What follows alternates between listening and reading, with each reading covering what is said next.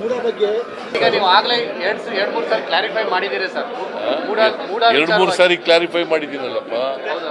ಪದೇ ಪದೇ ಅವರು ಸಿಬಿಐ ಮತ್ತೆ ನಿಮ್ಮ ಕುಟುಂಬದ ವಿರುದ್ಧನೇ ಇವತ್ತು ಕೂಡ ಹರಿಹಾಯ್ದಿದ್ದಾರೆ ಬಿಜೆಪಿ.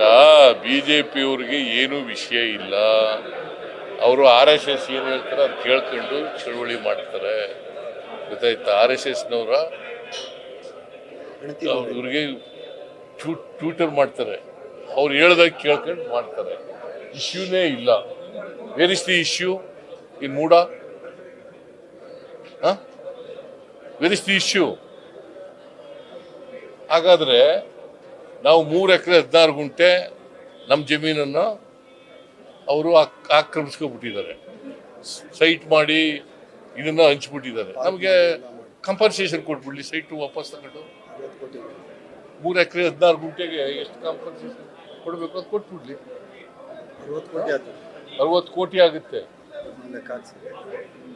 ಕೊಟ್ಬಿಡ್ಲಿ. ಹಾಗಾದ್ರೆ ನೀವು ನೋಡೋದಿಲ್ಲ, ಮಾಡಲ್ಲ, ಆಗ್ತಿಲ್ಲ. ನೀವು ಹೇಳೋದೇ ಕೇಳೋದು.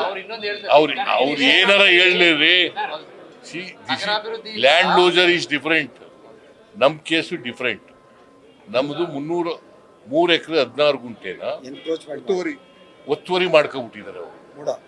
ಮೂಡಾದವ್ರು ಇಲ್ಲಿಗಲ್ ಆಗಿ ಒತ್ತುವರಿ ಮಾಡ್ಕೊಬಿಟ್ಟಿದ್ದಾರೆ. ಅವರೇ ಒಪ್ಕೊಂಡಿದ್ದಾರೆ, ಮೂಡ ಮೀಟಿಂಗ್ ನಲ್ಲಿ ತಪ್ಪು ಮಾಡ್ಬಿಟ್ಟಿದೀವಿ ಅಂತ ಒಪ್ಕೊಂಡಿದ್ದಾರೆ. ಅದಕ್ಕೆ ಸೈಟ್ ಕೊಟ್ಟಿದ್ದಾರೆ. ನಾವು 50-50 ಕೊಡ್ತೀವಿ ಅಂದ್ರೆ ಆಲ್ ರೈಟ್ ಅಪ್ಪ, ಓಲಿ 50. ನಮ್ಗೆ 3 ಎಕರೆ 16 ಗುಂಟೆನೇ ಕೊಡಬೇಕು, ಲ್ಯಾಂಡ್ ಟು ಲ್ಯಾಂಡ್. ನಾವು ಆಗ್ಲಿ ಆಯ್ತಪ್ಪ 50-50 ಅಂತ ಇದ್ದೀವಿ, 50-50ನೇ ಕೊಡಿ ಅಂತ. ನಾವು ಇಂಥ ಕಡೆ ಕೊಡಿ ಅಂತ ಕೇಳಿದೀವ? ಇಂಥ ಕಡೆನೇ ಕೊಡಿ ಅಂತ ಕೇಳಿದೀವಿ ಅಂದ್ರೆ ಬೇರೆ ಇಂಥ ಕಡೆ ಕೊಡಿ ಅಂತ ಕೇಳಿದೀವ? ಆಮೇಲೆ ಈ ಸೈಟ್ ಕೊಟ್ಟದ್ದು ಯಾವಾಗ? 1921 ಅಲ್ಲ 2021 ಇಸ್ವಿ. ಯಾರು ಇದ್ರ ಅಧಿಕಾರದಲ್ಲಿದ್ರು? ಯಾರು ಅಧಿಕಾರದಲ್ಲಿದ್ರು? ಬಿಜೆಪಿ ಅವರು. ಮತ್ತೆ ಅವರೇ ಕೊಟ್ಬಿಟ್ಟು ಅವರೇ ಇದು ಹೇಳಿದ್ರೆ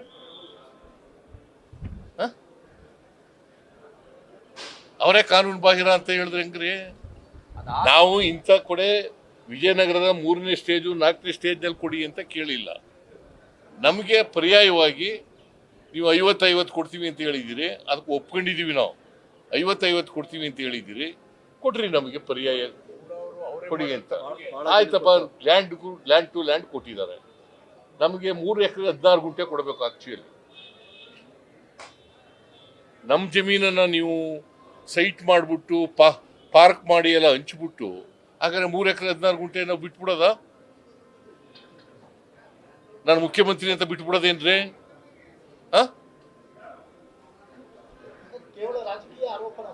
ಮತ್ತೆ ಇದು ರಾಜಕೀಯ ಆರೋಪ. ಈಗ ನೀವೇ ಹೇಳಿಯಪ್ಪ, ಇದು ಪೊಲಿಟಿಕಲ್ ಅಲಿಗೇಷನ್ ಅಲ್ವಾ? ಕೆಸರೆ ಗ್ರಾಮದಲ್ಲಿ 1 ಚದರಡಿಗೆ 4,000 ಆಗುತ್ತೆ. ಆದ್ರೆ ಇಲ್ಲಿ ಕೊಟ್ಟಿರುವಂತ ಕಡೆ ನಾವು ಇಂಥ ಕಡೆ ಕೊಡುವಂತ ಹೇಳಿದ್ವಾ? ಅಲ್ಲಿ ಜಾಗ ಇಲ್ಲ ಅಂತ ಅವ್ರಿಗೆ ಅಲ್ಲಿ ಕೊಟ್ರೆ ಏನ್ ಮಾಡಕ್ಕಾಗುತ್ತೆ? ನಾನು ಇಂಥ ಕಡೆನೇ ಕೊಡಿ ಅಂತ ಹೇಳಿದ್ನ? ತಪ್ಪು ಮಾಡಿರೋದು ಮೂಡ. ತಪ್ಪು ಮಾಡಿರೋರು ಯಾರು? ಅವ್ರು ಶಿಕ್ಷೆ ಕೊಡ್ತೀವಿ. ಯಾರು ತಪ್ಪು ಮಾಡಿರೋರು? ಯಾರ ಅಧಿಕಾರದಲ್ಲಿ ಇದ್ದವರು? 21ರಲ್ಲಿ ಯಾರಪ್ಪ ಅಧಿಕಾರದಲ್ಲಿ? ಅದಾಯ್ತಪ್ಪ, ಇಲ್ಲಿ ಅಧಿಕಾರದಲ್ಲಿ ಇದ್ದವ್ರು ಯಾರು? ಅಧ್ಯಕ್ಷ, ಬಿಜೆಪಿ ಅಧ್ಯಕ್ಷ. ಅದನ್ನ ಹೇಳೋದೇ ಇಲ್ಲ ನೀನು. ಸರ್, ಈಗ ಆ ಟೈಮಲ್ಲಿ ಬಿಜೆಪಿ ಅಂತ ಅಧ್ಯಕ್ಷರು ಸರ್ ಅವ್ರು ಮಾಡಿರುವಂಥದ್ದು. ಅದು ಇದೇ ಪ್ರಶ್ನೆ ನೀವು ಕೇಳಿದ ಪ್ರಶ್ನೆ ಬಿಜೆಪಿ ಕೇಳಿದ್ರೆ ಅವ್ರು ಹೇಳುವಂಥದ್ದು ಎಲ್ಲಿ ಲೇಔಟ್ ಅಕ್ವಿಷನ್ ಆಗಿರುತ್ತೆ ಅದೇ ಜಾಗದಲ್ಲಿ ಕೊಡ್ಬೇಕು, ಜಾಗ ಇಲ್ಲ. ಆಯ್ತಪ್ಪ, ನಾವು ಇಂಥ ಜಾಗದಲ್ಲಿ ಕೊಡ್ಲೇಬೇಕು ಅಂತ ಹೇಳಿದ್ವಾ? ಇಂಥ ಜಾಗ ಕೊಡಿ ಅಂತ ಹೇಳಿದ್ವಾ? ನೀವು ಕೊಟ್ಟಿರೋರು ಯಾರು? ನೀನು. ನೀವು ತಪ್ಪು, ನಿಮ್ ತಪ್ಪು ಅದು. ಹೌದು, ಹಾಗಾದ್ರೆ ಕೊಟ್ಬಿಡಿ, ನಾನು ಕಾಂಪನ್ಸೇಷನ್ ಕೊಟ್ಬಿಟ್ಟು 3 ಎಕರೆ ಸಾಕು. ಕಾಂಪನ್ಸೇಷನ್ ಕೊಡ್ಲಿ. ಆಯ್ತಪ್ಪ. ಸೈಟ್ ಈಗ as A matter of fact site ಈಗ ಅಕ್ಟೋಬರ್ 23ರಲ್ಲಿ ನಾವು 50-50 ರದ್ದು ಮಾಡಿ ಅಂತ ಬರೆದ್ಬಿಟ್ಟಿದ್ದಾರೆ ಮಿನಿಸ್ಟ್ರು. ಇವರೇ ಬರೆದ್ಬಿಟ್ಟಿದ್ದಾರೆ. ಇದು ಬರದೇ ಹೋದ್ರು ಕೂಡ ಹೇಳ್ತೀನಿ ನಾನು, ನಮಗೆ 62 ಕೋಟಿ ಆಗುತ್ತೆ ಕೊಟ್ಬಿಡಿ ಕಾಂಪನ್ಸೇಷನ್. ಕಾನೂನು ಪ್ರಕಾರ 62 ಕೋಟಿ. Market price market price. Sir ಈಗ ಹೇಳ್ದಷ್ಟು ಕೇಳಯ್ಯ, ಸುಮ್ಮನೆ ನೀನು ಈಗ ಅಂತಂದ್ರೆ 62 ಕೋಟಿ ಬರೀ ಮೊದಲು, ಅಲ್ಲ ಸರ್, ಅದೇ ಹೇಳ್ತಾರೆ ಸರ್, ಈಗ ಕೊಟ್ಟಿರೋ ಜಮೀನು ಬೆಲೆ ಅದಕ್ಕಿಂತ ಕಡಿಮೆ ಇದೆ ಸರ್. ಈಗ ಕೊಟ್ಟಿರೋದು ಪರಿಹಾರ ಕೊಟ್ಟಿರೋದು ಅದಕ್ಕಿಂತ ಕಡಿಮೆ, ಕಮ್ಮಿನೇ ಇರೋದು. ಹೌದು. ಅದಕ್ಕಿಂತ ಕಡಿಮೆ. ಹೇಳ್ತಾರೆ ಈ ಕೊಟ್ಟಿರೋದು ಕಮ್ಮಿನೇ. 43,560. 44,000. ನನಗೆ ಕೊಟ್ಟಿರೋದು 38,264. 1 ಎಕರೆಗಿಂತ ಕಡಿಮೆ ಆಯ್ತಲ್ಲ. 1,35,000 ಅಡಿ. ನನಗೆ 1 ಎಕರೆಗಿಂತ ಕಡಿಮೆ ಆಯ್ತಲ್ರಿ. 1,35 ತಗೊಂಡಿರೋದು, 1,35,000 ಅಡಿ ಅಕ್ವೈರ್ ಮಾಡಿರೋದು. ಈ ಪ್ರಕಾರ ಸರ್ ಈಗ ಎಷ್ಟು ವ್ಯಾಲ್ಯೂ ಇದೆ ಸರ್? ಈಗ ಕೊಟ್ಟಿರೋದು ಪರಿಹಾರ ಕೊಟ್ಟಿರೋದು ಸೈಟ್ ಎಷ್ಟು ವ್ಯಾಲ್ಯೂ ಇದೆ ಸರ್? ನನಗೆ ಗೊತ್ತಿಲ್ಲ, ನನಗೆ ನೋಡ್ಬೇಕು. ನನಗೆ ಗೊತ್ತಿಲ್ಲ, ಕೇಳಿ ಹೇಳ್ಬೇಕು. ಇಲ್ಲೆಷ್ಟಿದೆ ಅಲ್ಲೆಷ್ಟಿದೆ ಅಂತ ಕೇಳಬೇಕು, ಗೊತ್ತಿಲ್ಲ ನನಗೆ. ಆಯ್ತು, ಬಟ್ ನನಗೆ 62,000 ಕೊಟ್ಬಿಡ್ಲಪ್ಪ. ಎಲ್ಲರೂ ವಾಪಸ್ ಸಚಿವರು ಫೈಲ್ ಎತ್ಕೊಂಡ್ಬಿಟ್ಟಿದ್ದಾರೆ ಸರ್. ಸಚಿವರು ಫೈಲ್ ತಗೊಂಡ್ಬಿಟ್ಟಿದ್ದಾರೆ ಅಲ್ಲಿಂದ. ಸಚಿವರು ಫೈಲ್ ತಗೊಂಡ್ಬಿಟ್ಟಿದ್ದಾರೆ ಅಲ್ಲಿಂದ. ಯಾರು ತಗೊಂಬರಕ್ಕಾಗಲ್ಲ, ಯಾವ್ದು ಎಂಕ್ವೈರಿ ಮಾಡಕ್ಕಾಗಿಲ್ಲ. ಯಾರು ತಂದಿಲ್ಲ ಫೈಲ್? ಅವ್ರು ಹೇಳ್ತವೆ ಅಂತ ನೀವ್ ಹೇಳ್ತೀರಿ.